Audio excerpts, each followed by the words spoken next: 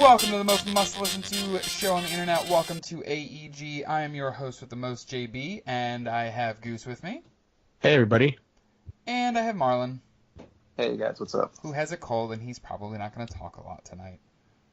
I know. I understand, man. We're all going through it. My daughter's been sick. That's why I couldn't record last night, so... So again, this week, I think it's just going to be kind of like we're just going to separate these things, but we're not going to be doing a Bring It to the Table, just because Marlon finally finished God of War, and we want to have a special treat for you guys next week and do an entire separate episode where we literally just discuss God of War. That way, if you haven't finished it yet, you can wait to listen to the episode till afterwards, and you still get the regularly scheduled podcast, or show, rather, with us next week as well. So we're going to stick with, we actually have two hot topics that Goose both brought this week. The first is going to be a little bit about, Nintendo said some things about their online service. And then the second one, there has been some kind of happenings about Days Gone, because it's the, you said it's the May Game Informer cover? Yeah, the May Game Informer cover. May Game Informer cover. So there's been some more details have started to kind of, make its way through the internet. So whichever one you would like to start with, Goose, the floor is yours, my friend. So, hey everybody, it's Gus here. Goose, Gus. Gus. I never know how to pronounce it, so I just go with Goose. It's you can say Gus. I don't mind. Okay. But so we're gonna start off with Days Gone. So, okay. Game I'm actually Informer. kind of more excited about this one, so this works. Oh, are you really? I'm surprised. I really want to know how this game's going to turn out. So the reason that I'm going to start, just for a little background, we're going to have two main topics today. It's going to be Days Gone and Nintendo. I think for Nintendo, there's a couple of other things that I want to ask the panel here that I really want to go into detail, so I'll leave that towards the tail end. But we're going to go into Days Gone first, and I just literally found about this as soon as I opened my notebook. I didn't see a notification or anything. I just opened my notebook. I went to Reset Era, as I usually do for my gaming news, and I see that there's a thread about Days Gone, some Game Informer details, and I just want to give kudos to Sony for being just knocking it out of the park when it comes to first-party titles. I mean, we've gotten Bloodborne, we've gotten games like Horizon Zero Dawn, the aforementioned God of War. Yeah, which actually I was surprised. Real quick sidebar: IGN posted their top 25 PS4 games this week, and God of War was not number one. Bloodborne was. Was God of War in that list though? Top 3. I think it was actually. It was either number 2 or number 3. I can't remember. Okay. All right. I thought it wasn't on the list at all. So that would have No. If it was not on the list at all, I would probably stop subscribing to IGN. No offense to them. Well, IGN is entitled to their opinion, even if it's wrong. But even if it's wrong. Yeah, I was gonna say their opinion way fucking wrong. So yeah, Sony's been really consistent with their first party output. As a matter of fact, God of War. I don't remember the last bad one. Do you? The Order. Yeah. But I didn't really feel like that was a bad game. But I'll give you again. Opinions are opinions. No, I agree with you. It wasn't. Well, that's tough to say. It wasn't a bad thing. It wasn't a game, but it wasn't a bad thing. I think that's even more insulting. But yeah, okay, I'll go with that.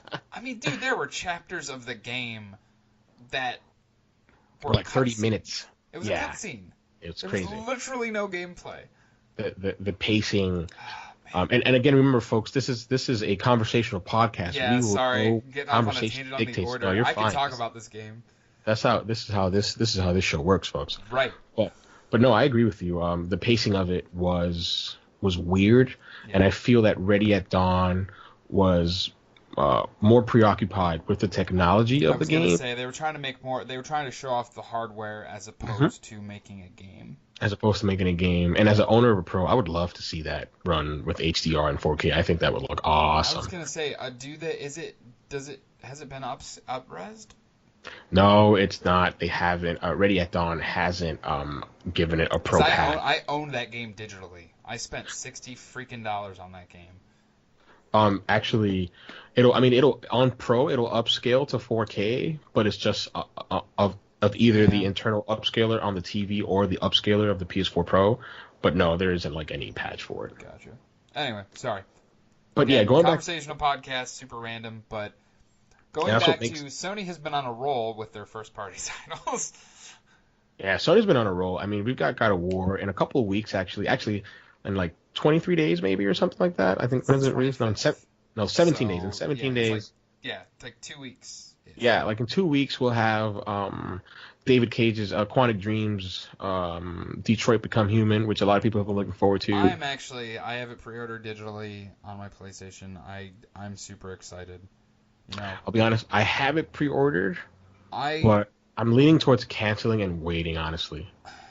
I don't know yet. I haven't decided because I think... I can't say that I honestly blame you because those games are, as they are great, you know, Heavy Rain, Beyond Two Souls, all that stuff, they are phenomenal games. However, they're generally on the short side, even with the replayability of the different endings and the different scenarios and everything. But generally how I play those games is I play it and that is my story. I don't... Yeah. That's how I've never replayed I've never replayed Until Dawn. I've never replayed Heavy Rain. I've never replayed Beyond Two Souls. Huh.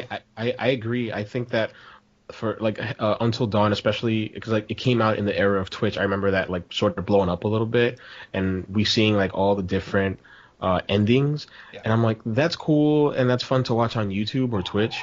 But like as a gamer, like I agree with Jeff. Like I would play it once, and I'm just like, yeah, this is my story. I don't really feel the need to replay it, and I kind of feel bad because they put so much time and effort into giving you all these different possibilities.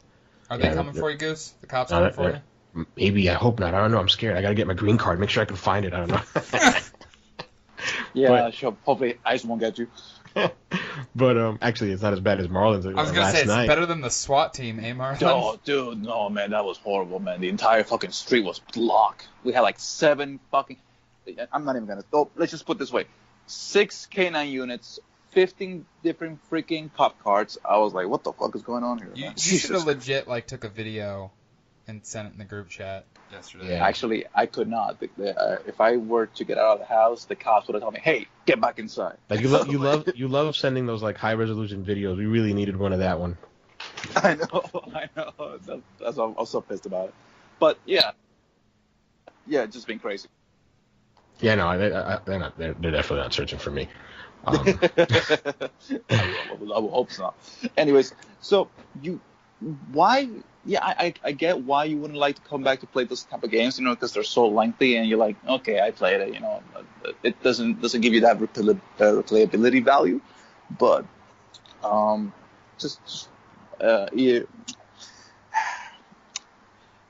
what makes you not want to play them back again? Like once you're done, or you're just like, eh. Yeah, it's pretty much it. Like I agree that there is lots of replayability value. But just for me, like as soon as that tale has been told, I feel like that's my story, and I don't want to go back and mess with it. It's weird, but because with Heavy Rain, my girlfriend at the time played it after I did, and she had like the worst ending. Like literally everybody in the game died. Oh man. And I was like, oh yeah, I totally like. My story was completely different, but that's kind of awesome that somebody else played it differently than I did. Same with like Until Dawn. Like I think I only had like 2 survivors in that game, and I was like, man, that sucks, but that's what happened. Decisions I made were the decisions I made. You gotta stick to them. Yeah. For me, was for Until Dawn was the character that I hated the most. Was the one that survived at the end, and for me, that was the most. I was so pissed about it. I was like, you know what? I'm done. I'm not playing this fucking game again. It's like those feeling where you really hate a character, but for some reason the choices you keep making him keep surviving, and you're like, no, kill this motherfucker already. I was so mad about it, but hey, keep going. So yeah, like, and Sony's been knocking it out of the park with first party exclusive.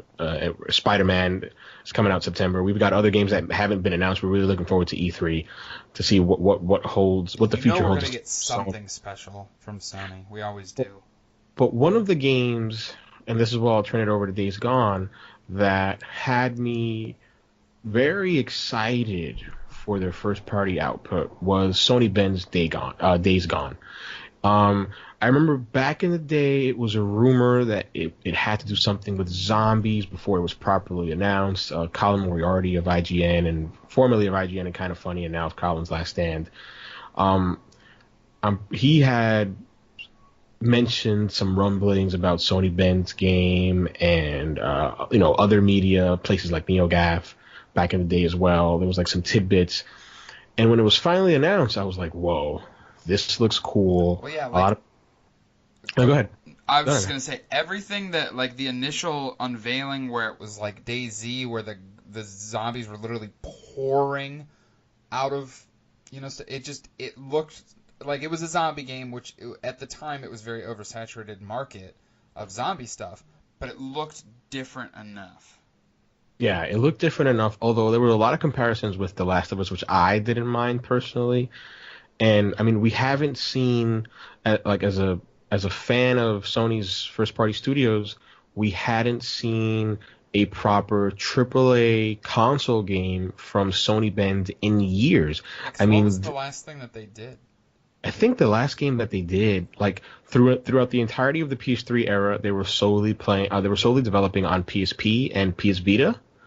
The last game that they actually put out was Uncharted Golden Abyss on Vita. Oh shit, yeah, that was them, wasn't it?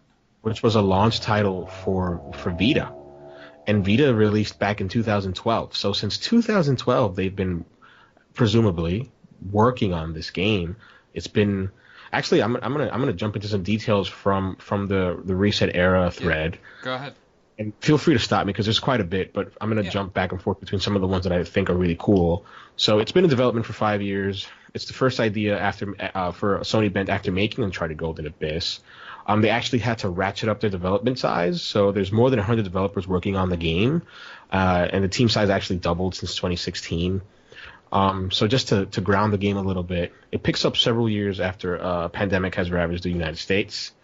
The people infected by the viruses before were actually called freakers, but now they're just called infected by a institution in the game called Nero.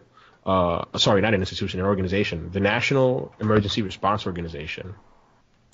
And now I'm going to go into some, I guess, I don't want to say it's story stuff, but like some gameplay stuff. Okay. So it's saying here that Deacon, who is the protagonist played by Sam Witwer, has a mercenary friend named Boozer. And the plot is not about finding a cure. It's simply about surviving. Ooh. Okay. Okay. Already more interesting. Exactly. So, and one of the things that draws me to the game is the fact that Deacon isn't necessarily like the hero type. He's what I would consider an anti-hero because like Deacon in the game is, according to the post, is an enforcer of a biker club called the Mongrels. And he will be riding a bike. The bike will be completely upgradable with cosmetic upgrades such as paint jobs. You can increase the fuel efficiency and durability. You can swap out tires based on weather. So I'm like, that sounds kind of cool.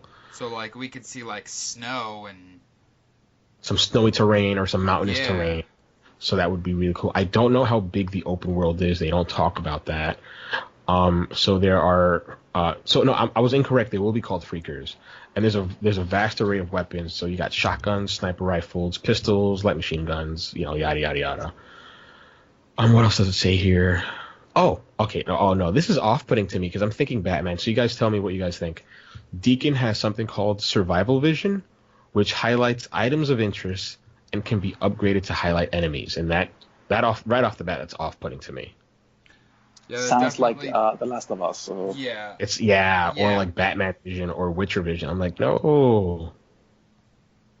I don't like that. But anyway, we'll see how it works. I don't know how I feel about that. Oh, there's another one. Feel about it because it just kind of cheapens the whole survival mood about it. That's the way I feel about it. Yeah, it's. Oh, wait a minute. So this is okay. So I'm gonna go negative and then positive. Another negative. Radio towers that you can climb automatically makes me think of Ubisoft Tower, so you can unlock the world. That's like over and done with. I don't want that in the game. All right. So A 3 zombie horde in the game is considered a baby horde. Like three of them? Shit. 300. Oh, 300. I thought you said 3. A 300 zombie horde is considered a baby horde, meaning that there will be bigger hordes. Jesus Christ. And I'm like, wow, like my PS4 is going to break. You're right. I mean, it already sounded like it was going to take off into the fucking moon with God of War. Oh my god, it was the worst. Dude, it was when I started playing Uncharted 4 afterwards, after I finished God of War, like, it was still, like, that game was pushing it to its limit. For me, for God of War, I had couple of things that just made me go, what the fuck? One, I went through the floor and it was a weird glitch. And I thought that my PS4 was going to break. And the other one was, like, at times, because of the way that the movement and the way that the world was, it would start lagging, like, and the frame rate would drop, like, maybe, like, 15 and 10. I'm like, oh, shit, this is, like, like what the fuck is... But you're on a regular PS4. Yeah, I had the regular PS4, and I'm thinking, holy shit, this thing. I actually taking a lot of the PS4 is actually fucking breaking on me. Like, what the fuck? Yeah, I didn't have a lot of issues at all. Yeah, I mean, but I'll wait until next week to get into it. Yeah, So I was gonna say. I won't get into that one. We're waiting on God of War. So another thing that's of interest when it comes to Days Gone, and guys, please feel free to chime in. No, I'm more just like taking in the information you're giving. So this is completely directly from Shinobi's Twitter account. So apparently he probably got like an early copy of Game Informer if it's not out yet. Believe it or not, I'm not subscribed to Game Informer anymore. But anyway, reading about Days Gone in the new Game Informer issue, there's apparently choices you can make throughout the story. Player endings can be different. So that's funny because we were just talking about games like So I think that can be like a new narrative take on an open world game. I don't ever remember an open world game having different endings. He gave an example of this. So for example, leaving your incapacitated friend in a safe house and choosing to leave his shotgun with him or take it with you may result in a different experience. So I'm like, that does sound interesting. So like situational moments more than like broad sweeping choices. Mm-hmm. Yeah. Okay. There are playable flashback missions during the story that help give a better idea of who the protagonist is in Deacon St. John and what happened to his wife. Now, when I read this, as I'm reading it, I'm like, playable flashback missions, and I'm like, are these like important to the narrative, or like are they like crucial to the narrative, or are they optional? Like, I figure something as important as that would have to be something you would have to play through. I'm not a big fan of flashbacks, even in films. I'm like, what is it? Like, think about it. Like, as a film, you're watching it, and they literally take you out of the setting, out of the mood, and they transport you back. Like, I hate that in films. I'm not a big fan of it in games either. I don't know. I feel like I'm sort of down on this game. I really shouldn't be. I'm looking forward to it. I'm going to play it day one. But I don't know. I can't talk crap about it because I haven't played it. Right. And then there's the last tweet by Shinobi on the thread is other survivors are out there in the open world, and you can run into their traps while freely exploring. One example is if you see a car or two piled up somewhere while riding on the road, enemies can dynamically push them to hit you, doing real damage. That sounds kind of cool. When you have like a dynamic open world that shifts and changes according to what the player's doing. Right. Yeah. Yeah, that's like with open world stuff nowadays. That's exactly what I want out of certain things. So yeah, that's really about it on Days Gone. I'm looking forward to it. Since I first saw it, I was sold on it. That was going to be my main question. So judging from what you've heard now, what we've all heard. Do you have the same, this is one of my podcasts, are more or less excited? I think you guys will be surprised. I'm indifferent. You haven't gained or... Well, I need to give a little bit of background. There are certain artists, there are certain developers, there are certain musicians that I will always consume their content because I am a fan of their content. Rockstar for me. Rockstar Right. Games. Exactly. So Yeah. I'm not gonna stand here and say that Among others. But I'm not gonna stand and say here that I'm a huge fan of Sony Bend because I'm not. But Sony Bend is a studio that I've been wanting for them to create a triple A game for baseball, the my friend. long. I know baseball is my friend. Sony Bend is one of those developers that I've been wanting for them to develop a triple A game, and they're doing it. And ever since Days Gone was announced, I said it's going to be a day one, and it will be a day one. I will be buying it. But I'm definitely gonna buy the game. Absolutely, especially because well, the guy that I game share with is gonna more get it. excited even than I am. Oh wow. Okay, so you will get it regardless. Yeah. So Yeah. even if I decide not to buy it day one, he probably will. So I will have it available to me.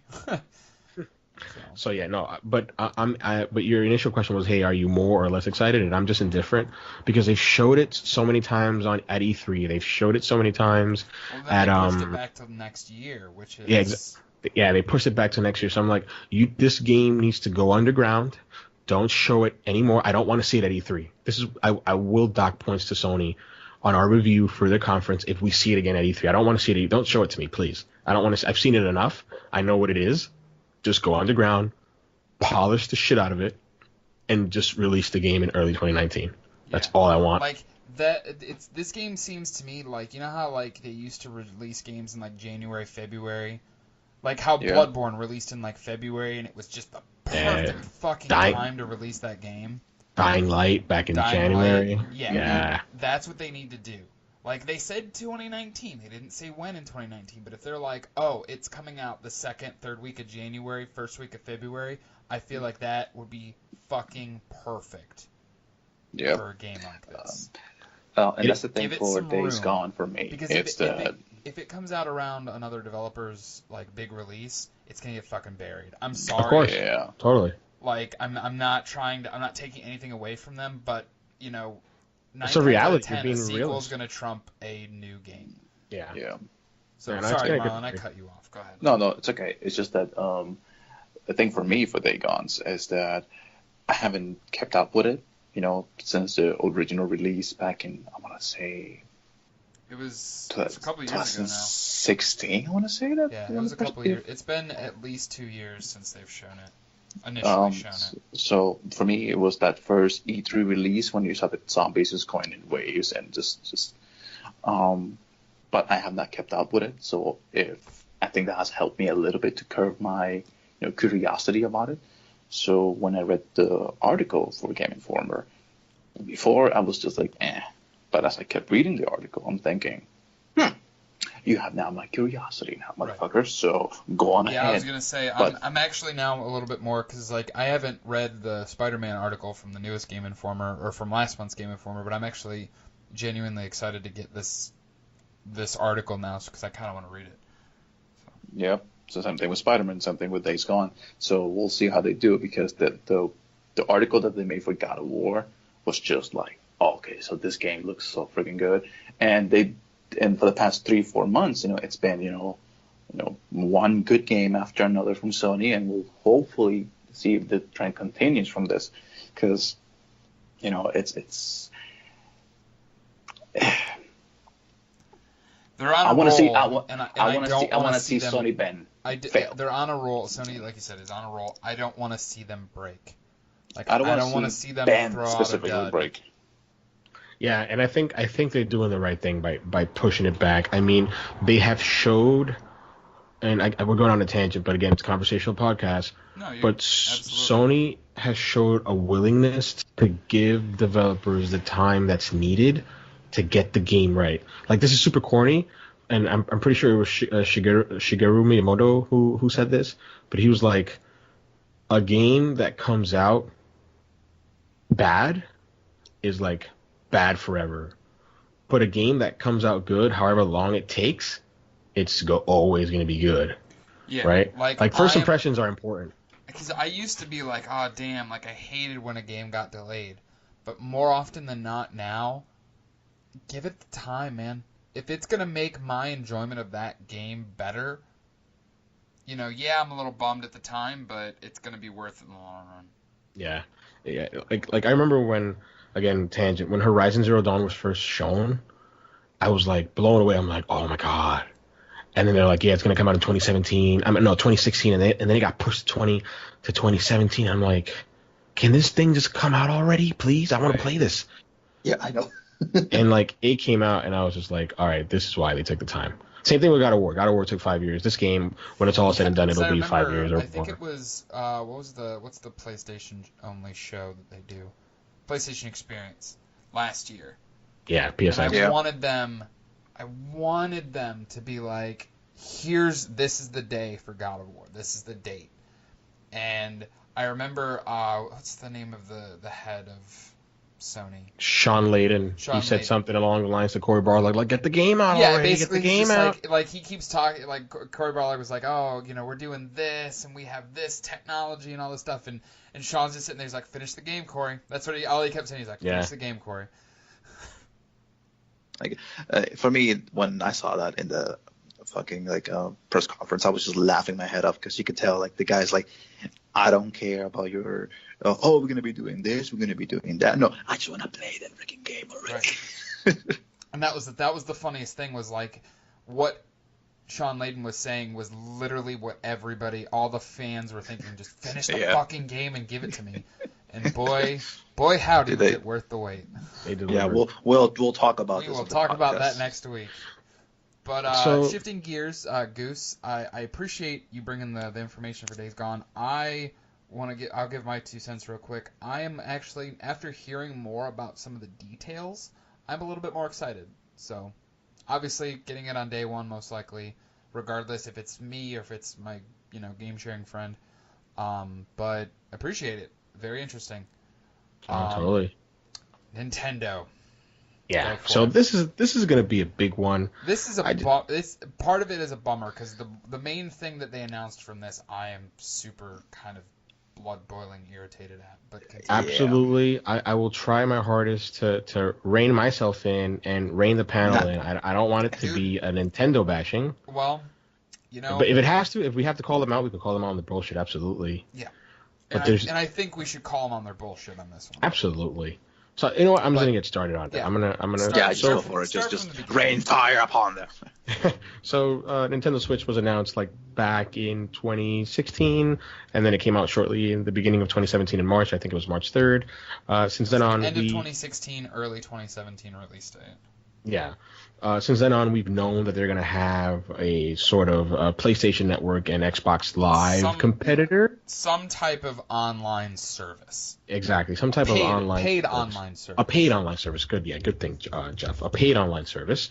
For the longest time, it was rumored that it was going to be $20 a year, and actually it has. I'm going to go over the Nintendo Switch online pricing plans. There are 2 plans. There's a family membership.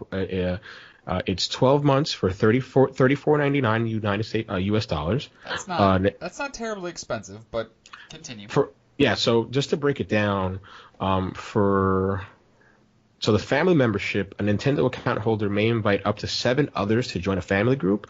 So a total of 8 people can enjoy the family membership of $34.99. And if like you're really frugal or smart, I guess, if you can get other 8 gamer friends, it'll be like $4.40 a pop each for a year.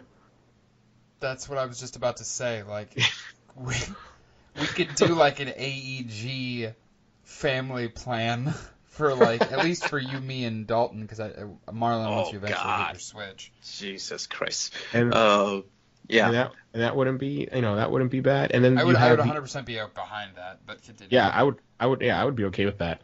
And then we have individual memberships that are broken down into different tiers. So you have 1 month for $3.99 US dollars. You have 3 months for $7.99 US dollars, and finally you have a 12-month subscription for $19.99 US dollars. Now $20 a year, comparatively to the $60 a year that both Microsoft and Sony give.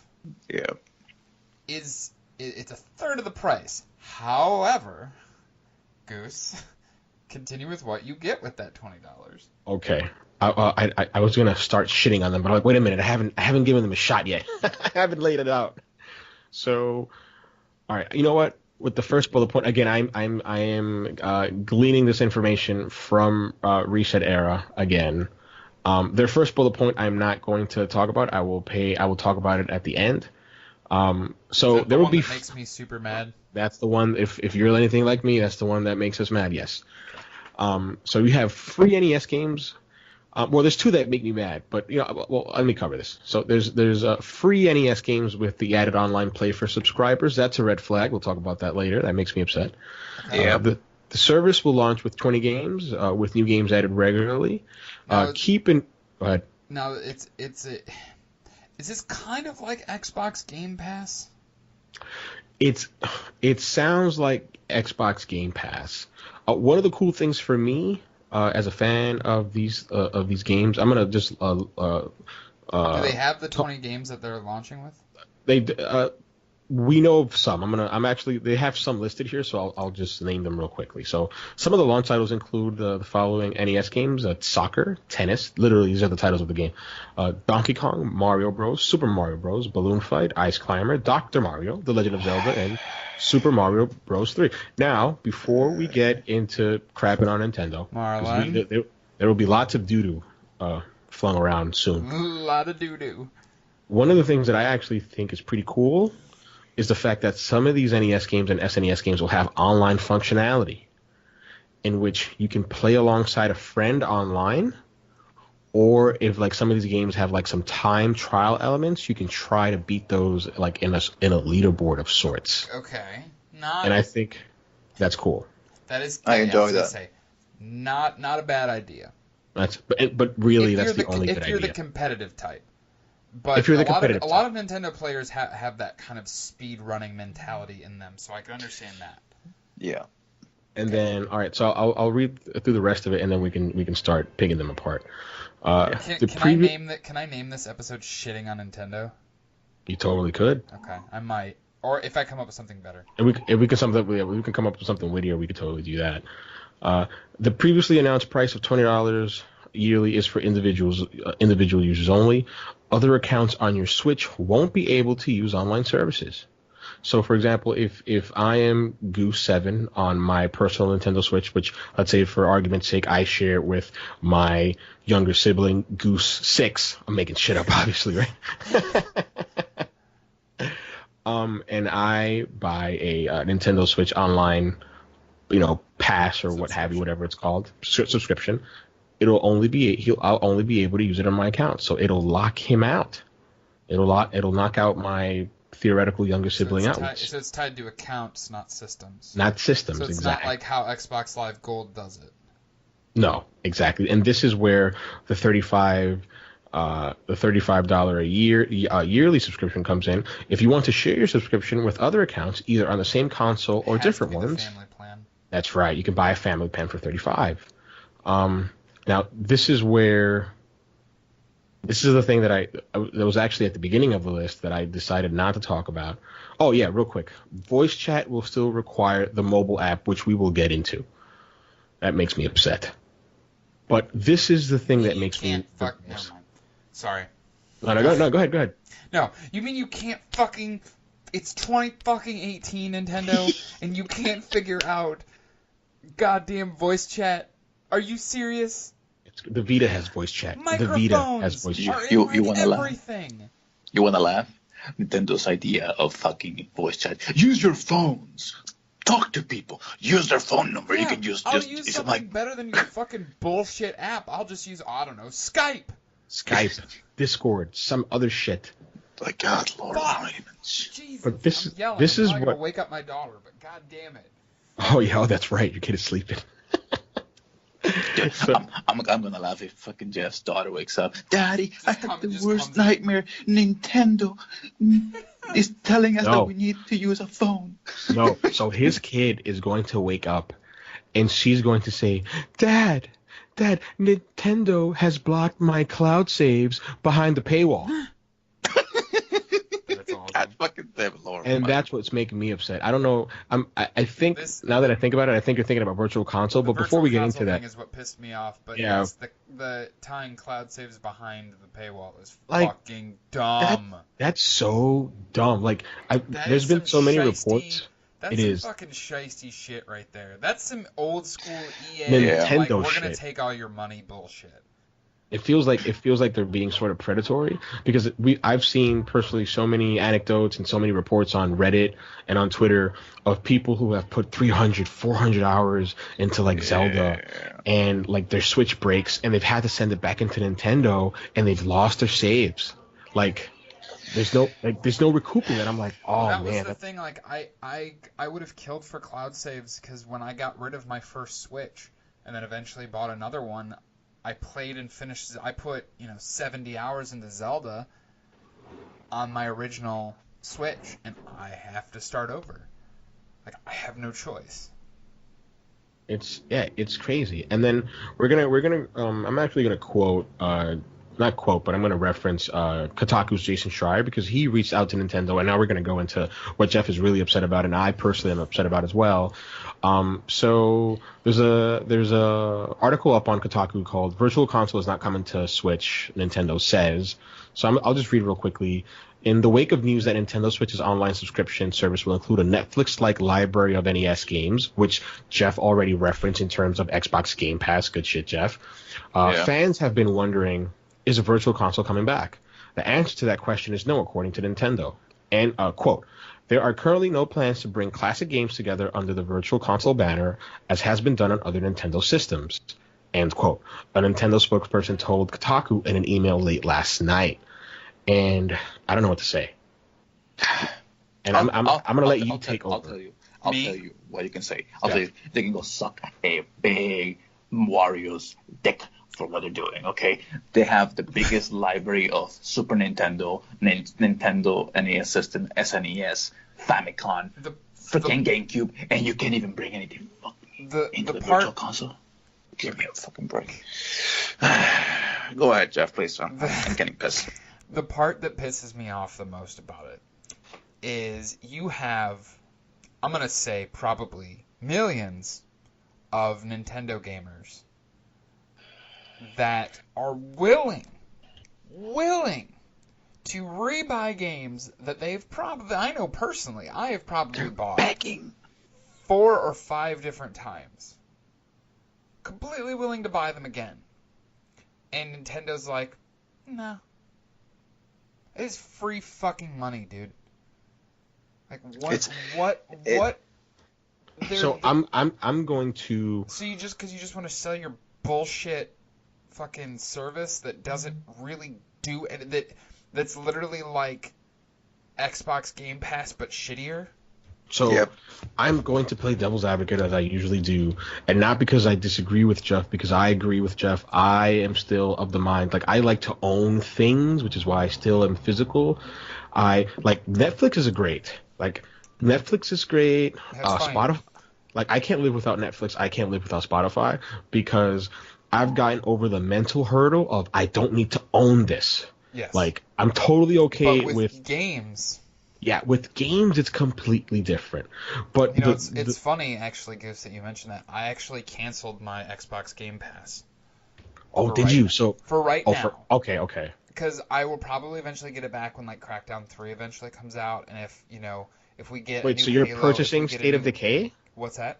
You're getting State of Decay I will most likely just buy it because I mean it's only like 30, but like 24 with games. With GCU, yeah. So I'm probably just gonna buy a standard copy of the game and just fucking play it that way.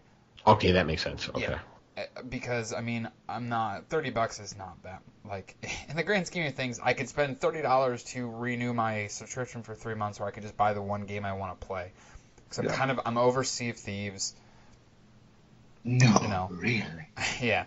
And you know what, Jeff? Just real quick on a tangent. That's another one that you called, man. Like, I wanted that game to be so good. I was so hyped. It's so beautiful, but it's just so shallow. It's just so shallow. It's just in the fact that I don't have time to sit and no offense to you guys. I love you guys and I will play games with you, a lot, but I just don't have time right now in my life to coordinate getting groups together to play games online. Yeah, totally. Yeah, just the lifestyle right now. Yeah, it's just my personal preference right now. I like to just sit there and play stuff by myself. That's why God of War hit such a good chord with me. Well, let's stray from God of War, I please. know. I'm sorry. I'll tell you this though, the way that my life has become before I used to play any type of game, and whether it was shitty or not, I still enjoyed it. Nowadays, I've noticed I'm getting much more. Yeah, no, like if this game is shit, I'm not gonna spend I've time, noticed money, or effort. I've noticed on it. that too. Like, I no. mean, I'm still buying quite a few games per month, but in terms of quality, I've definitely I feel like I've matured, I guess is the way to put it. So. No, I agree. I think we've all have gone through that, all three of us on this panel, because on the show, just because we've gotten older, and like I agree with you. Like I still buy games that I feel horrible for saying this, and I feel horrible because I continue to do it because there's just something about buying a game that makes me feel good. Yes. Like maybe I just have a problem, and I'll admit it. You have that shopper's mentality. You want to see that shelf full of games, whether you're going to play them all or not. You just like seeing that shelf that has all these games on it that you own, and you have the physical disc sitting in front of you. I wholeheartedly understand. And it's just with games, but like, although I continue to buy games that I know I won't play, and for some people, like, you're just stupid wasting your money, but whatever, it's my money. But I do that, but I agree with you. I am selective in some games that I play where I'm like, I'll play it and I'll be like, oh damn, like I'm not gonna waste my time. I don't have time to like this 20 hours from now. Oh, keep playing it. You'll like it 20 hours from now. I don't have 20 hours. I can use those 20 hours for something else that I will like. Right. Which is weird for me that I've been playing so much Destiny lately, basically to catch up for the expansion since I never played it on Xbox. So, which I owned the season pass on Xbox. I don't know fucking why. But the point. I'm so sorry. I strayed away. Completely off topic. Sorry. No, it's fine. Again, conversational podcast, folks. But the counterpoint is, why would, especially Nintendo, who has like this evergreen golden library of NES, SNES, Game Boy games. Not just some of the best games of the past, couple of years or whatever. Some of the best games of all time. Of all time. So I'm thinking that with this subscription service that they're launching, why would they sell me or you a copy of a GameCube game or a Nintendo 64 game one time when they can slowly build up the infrastructure and build up the library that they already have and put that out as a Netflix-style subscription, when there will be people who will be willing to pay $20 a month or $30 a month or even maybe $15 a month to have access to that library in perpetuity? As a business, I wholeheartedly understand. And I think the most depressing part, the saddest part for me, is I'm bitching and moaning about the subscription service. I'm gonna buy it. Absolutely, me too. Like the thing is this, like the thing that I had problem with Nintendo is the fact that it's 2018. You could have been doing this 4 years ago. Right. And I understand, like, again, playing devil's advocate for Nintendo. Like, I'm speaking on behalf of them, essentially. Like, I understand they are trying to be progressive in the way that they are distributing their stuff. They're trying to stay ahead of the time. They have the second best-selling gaming console, of the last 10 years behind the PS4. And they're trying to stay on top of that market. They're trying to keep as much of that market share as possible. And this, in their mind, probably is a way to do that. Oh man, maybe they won't buy every game that we put out at $60 a pop, but if we can get them for $20 a year, that is a consistent revenue stream for them. I'm glad that you mentioned that, because there's 2 points that I want to make. The first being that Nintendo historically has been slow to the game when it comes to certain things such as graphics, such as online infrastructure. So let's talk about graphics real quick, just to put an example out there. Oh, yeah. Back in 2005, when the Xbox 360 launched as the first HD console, that 7th generation of consoles included Xbox 360, PS3, and the Wii. The Wii ran at standard definition. Like dog crap. Sorry. At the time, it just looked so despairingly different. And the gulf between what you were seeing in standard def and high def was vast. Yeah, and then when we had the Xbox One and the PS4 come out, like 2-ish years? 2 years? No. No, we had the Wii U come out first in A year 2012. after the Wii U, because the Wii U came out in 2012. 2012. The PS4 and Xbox One came out in the end of 2013. And it was an HD console, but it was severely underpowered. I mean, it was just barely more powerful, if that, than an Xbox 360, which had come out back in 2005, 7 years before. Right. And I'm like, Nintendo, where is your head at? And the same applies. I know Nintendo's all been about experiences and about changing the nature of video games, and they certainly did. Oh yeah. Who like honestly, if you would go back, a year and a half ago, when they announced the Switch and been like, man, that thing is gonna sell like no other fucking Nintendo console has ever sold. Would you honestly believe yourself? Nope. Exactly. There wasn't a precedent. I mean, Wii U was a total disaster. By the end of its life, and I'm sorry we're going off on a tangent, but at the end of its life, Wii was itself a disaster in terms of the output of first-party games and third-party games. Right. I mean, it had some really good first, like Twilight Princess and Skyward Sword are two of the best Zelda games. Yeah, Mario Galaxy 1 and 2. Mario Galaxy 1 and 2 are some of the best Mario games. Yeah. So they've always had the chops when it comes to making games. And they're stuck on that system, which sucks. Yeah.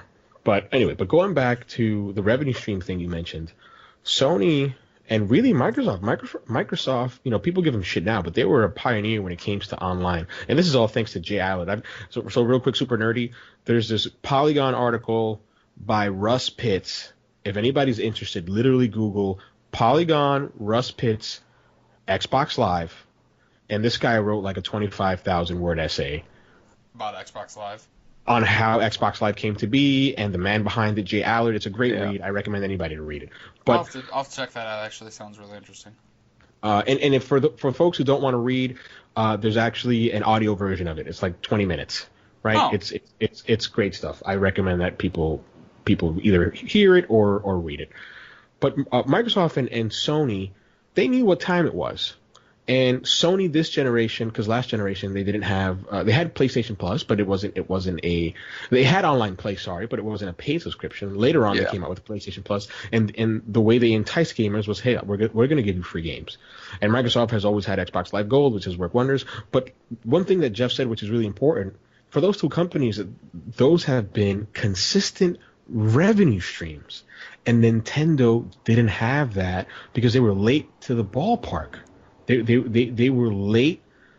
What's that saying? You need to get to the hockey puck before it gets there. That Wayne Gretzky thing. Yep. They completely missed the boat. Completely missed it. And now they're trying to get on top of that, and it feels sort of predatory. It feels sort of slimy, and I don't like it. It stinks. I'll tell you this. When the thing, it doesn't feel predatory. It's because Microsoft and Sony, they came up with this, subscription-based, programs, and they added things that, like, okay, so we're not going to be doing this, we're going to be doing that, and when they came out, the gamers felt like it was an add-on, something that enhanced the play of the PS4, of the PS system and the Microsoft system with the Xbox or the PS4 or PS3. When Nintendo is trying to catch up and trying to do all these things, it doesn't feel like an enhancement because we already gotten accustomed to this. We feel like it should already come from the beginning.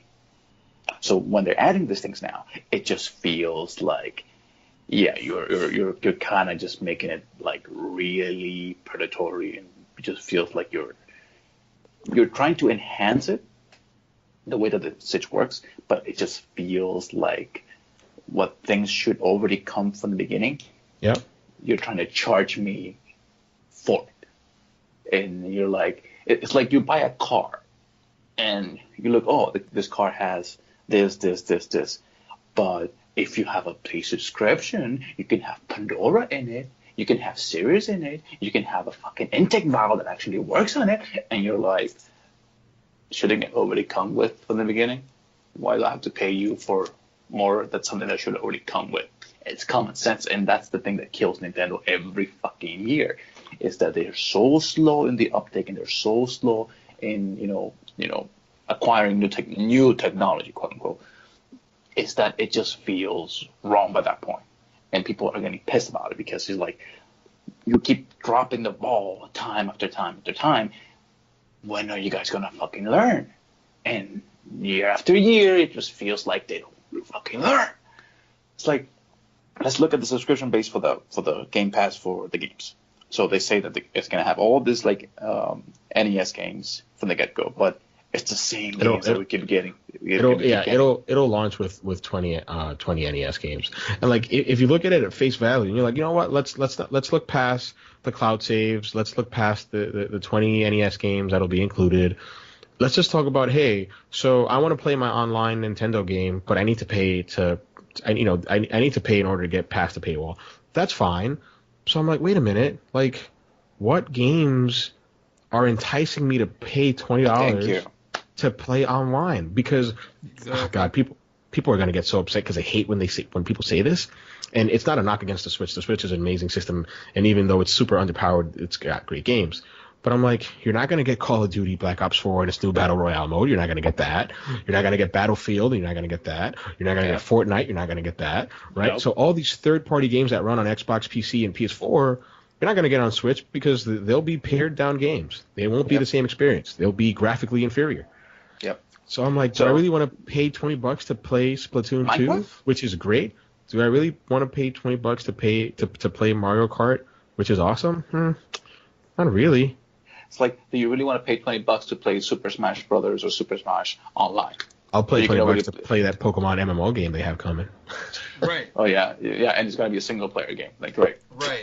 You're like the way that I get Nintendo what it's doing, and for me, in my heart of hearts, I'm glad that they're finally stepping up into the ballpark and just okay, we're gonna double down, we're gonna create this network system and we're gonna see how it works.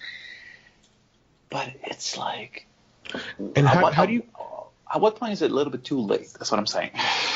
And how do you guys feel about their? So, for example, we play games online. I mean, many of us don't. Maybe some of our listeners aren't fans of playing online, but we are familiar with that area of, hey, I'm gonna, back in 2014 Destiny was a thing. I was so used to just hopping online after work and spending about 2 to 3 hours with my friends just talking smack and playing Destiny. And PlayStation 4 facilitated that. I had a headset. There was a party chat option, or if you can have a game chat. Right. Does Nintendo have this? And just like my quick question to you guys is, how do you guys feel? And we sort of touched on it, but I would like to go into detail. How do you guys feel about the way you need to talk to people on a Nintendo Switch? Like, you have a portable device, or if you're docked, you have your device docked, and you have to hook up a phone to like some sort of app. Like, what? How do you guys feel about this? No, bullshit. You want me to say it in the kid-friendly version, or do you want me to say it on the adult-friendly version? Whichever. They can go suck a dick.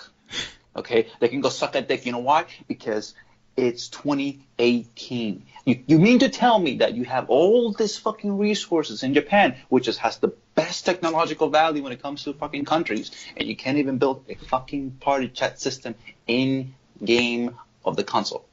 We have to use a phone. We have to use our phones and our data and our fucking shit to be able to fucking talk to anybody on the phone.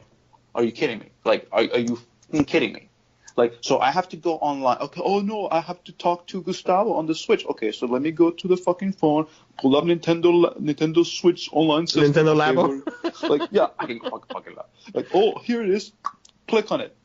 Connect. Buffering. Lagging. Can you hear me? Yeah, Marta. I can hear you. No. I think it's a huge problem when the PS Vita that came out in 2012, in relation to the Nintendo Switch that came out in 2017, has cross-game party chat, has a party chat option to begin with, all from the system. Yep. And that is fucking bananas to me. I'm like, fucking Donkey Kong bananas. This is crazy. Yeah. I mean, I don't Like, what are you really gonna know use where it else for? to go with this. Other than, I What are mean, you gonna go for? Like, are you gonna freaking chat? Are you gonna text messaging at the same time while you're fucking playing?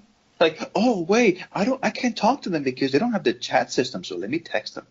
Do you wanna play? Oh, now let me get my fucking controller. Oh, I can't message them from the fucking Switch. I have to use my phone again. Okay, let me go to my phone. Oh fuck, I gotta talk to them. No, I'm sorry. You're not gonna be juggling two things at the same time while you're playing fucking Mario Kart. Okay, that ain't gonna happen. Like, oh, you're gonna fucking just you're gonna Alexa, please. I'm sorry. What? I'm just getting fucking Crazy. like. it's just I it's understand. nuts. I understand the point of view where they're trying to create this like new. They're trying to be like innovative, but this doesn't sound innovative. It just sounds fucking regressive. At the end of the day, to me, I've always looked at Nintendo from afar.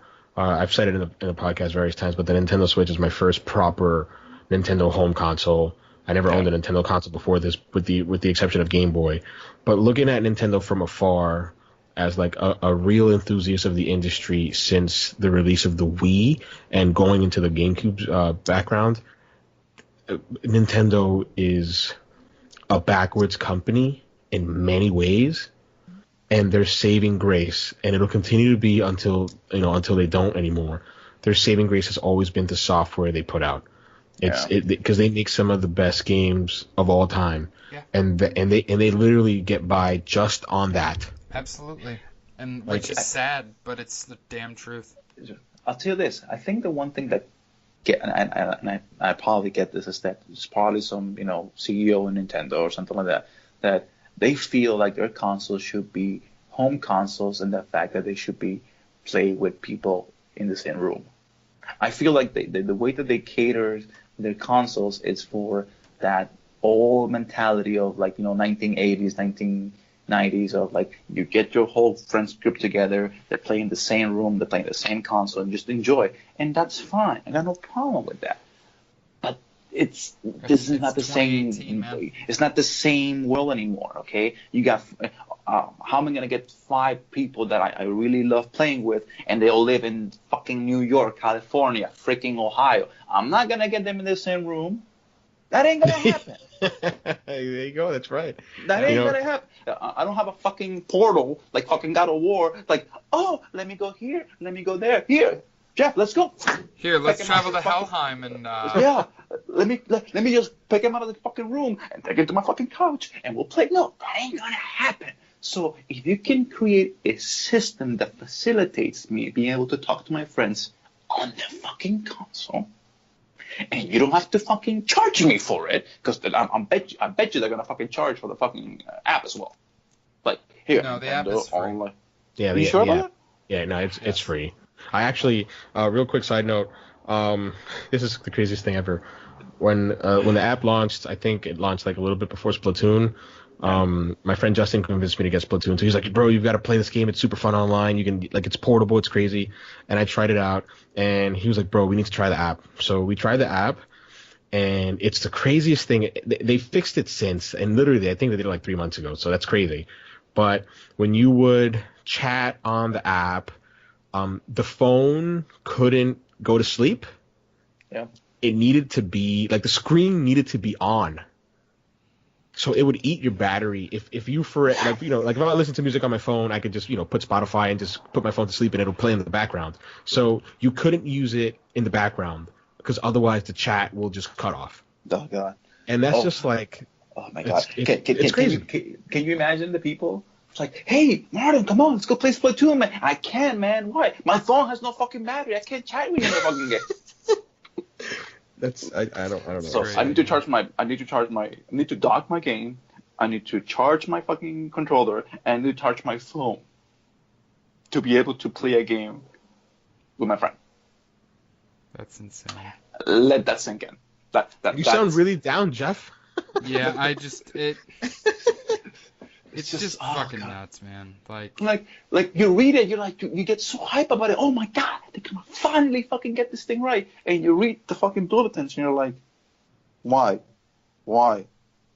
Okay, I can get behind that. Why? God, but why? Right. And by the end of it, you feel like you feel like after Infinity Wars, you're like, did I just say this shit? Did they just kill all my fucking feelings? Yes. So that's just my opinion. But like, I get it. I hope that they can fix it. So because there are certain areas they can fix. I'm sorry. If you mean to tell me that they cannot fix some of these areas, but you read the bulletins on this fucking Nintendo shit, you're like, they gotta fix it.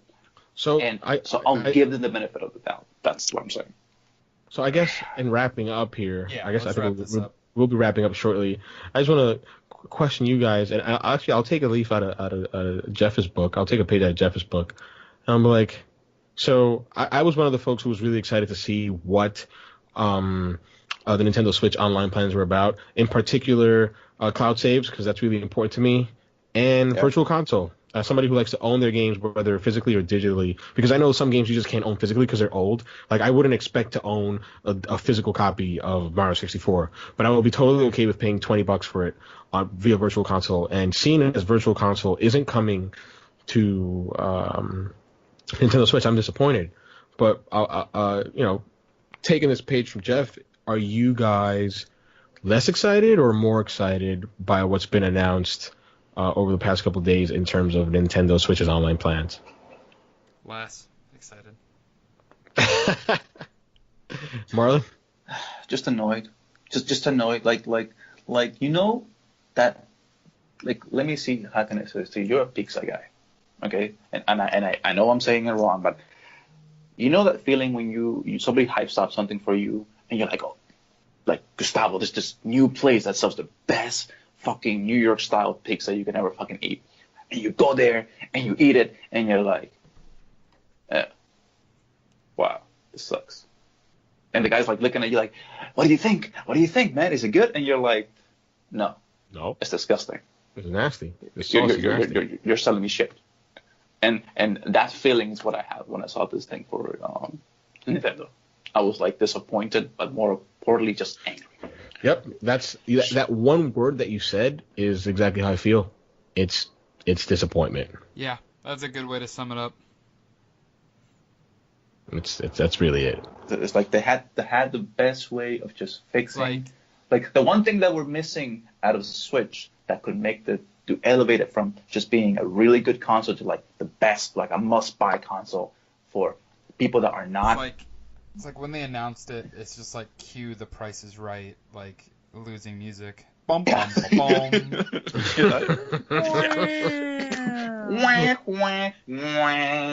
Yeah. That's basically what I saw. Like, I maybe they'll fix it. Maybe it'll become better 2, 3, 10 years from fucking now when they decide, hey, we're actually gonna have a fucking party chat in-game console. Then maybe we'll talking good shit about Nintendo, Actually, you know what? To like sort of end like on a positive note, I think Marlon's absolutely right. I think the fact that because like when Xbox Live came out all the way back and for the original Xbox, and when PS Plus came out, it sucked. So I think Nintendo will go through the growing pains that they didn't initially go through because they were so late to the party that Microsoft and Sony have already gone through to make a better product, hopefully, in the not too distant future. Also, they need to learn how to fucking. That's a good summation point, Goose. Also, they need to learn how to fucking register a console on a fucking like it's so fucking convoluted with their fucking registering consoles, shit like that. It's like, actually, if you want to register the Nintendo 3DS, you need to go to this website. But if you need to register a 3DS game, you need to go to a different website. And if you want to register for the Pokemon game, you need to go to this 8 fucking different websites and register every single time and make sure they do everything correctly. I also hope that this solves the solution of the fact that like stuff is being brought with your online profile. How like Xbox is. Like if I sign into somebody else's Xbox and bring my online profile, it's gonna bring stuff with me. Yeah, I hope that they will. Yeah. Actually, oh, man. Yeah, God, I forget it. Yeah, I don't want to go into it. But I know it's a late. It was like a late. Like, should have probably brought this up sooner, but. No, but he's right because that is super predatory. Actually, just real quick, that is super predatory because I don't own Nintendo consoles, but like I have an Xbox. I have an Xbox, right? And I've bought a whole bunch of Xbox games on it, and I've got Xbox One, Xbox 360, Xbox OG games on it. And by the way that Microsoft has acted, I have confidence that that money that I've invested in this digital library of games, I'll be able to take with me on another system should my system break, right?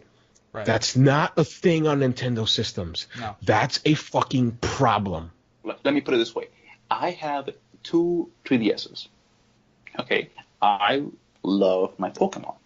I enjoy Pokemon. I bought 2 Pikachu 3DS XLs, and that cost me $365 Can each. I have one of those? No. This guy. No, I'm sorry. I'll give you one for free, but I'm not giving you mine. So, That's fine. um, I'm okay with this. I downloaded I'm okay with Pokemon this. Yellow in one, and I cannot download on the next one because I cannot have more than one account for 3DS. Yep. I'm like, bro, Nintendo, fix your shit. Yep. And I thought that this was gonna be the time where they're gonna fix it. No, they made it even fucking worse. Now they want to pay me. I'm like, God fucking, it just gets me more annoyed. I cannot if I download Silver, Crystal, or Yellow on one console, I cannot put it into another one. If I download Pokemon Yellow, Pokemon Yellow? Crystal. Fuck you, man. Fuck with Marlon. Pikachu, man. Fucking Pikachu. Marlon, real quick. Can Oh, you God. say Yoda eats really good Jello? Yoda eats really good Yellow. Simple as that. I know the Y sounds weird. I know that. Okay, you can say Yoda. Okay, sounds like a J, but whatever. You know, I'm not gonna complain about. But it's just really I love you, Marlon. frustrating. I know. Like 18 years in fucking Miami, you still can't fucking say why. Alright, Yellow. Alright.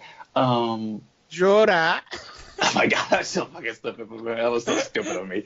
I'll anyone who listens to this podcast after the fact, listen, I'm an idiot. Let's just leave it like that. Okay? It's one of the best. I'm To me, it's fucking one of my idiot. favorite fucking episodes ever. All right. It was So so good. it's like I can't even. It's just that I want to just end it on a positive note. You know, it's just that I hope they fix it.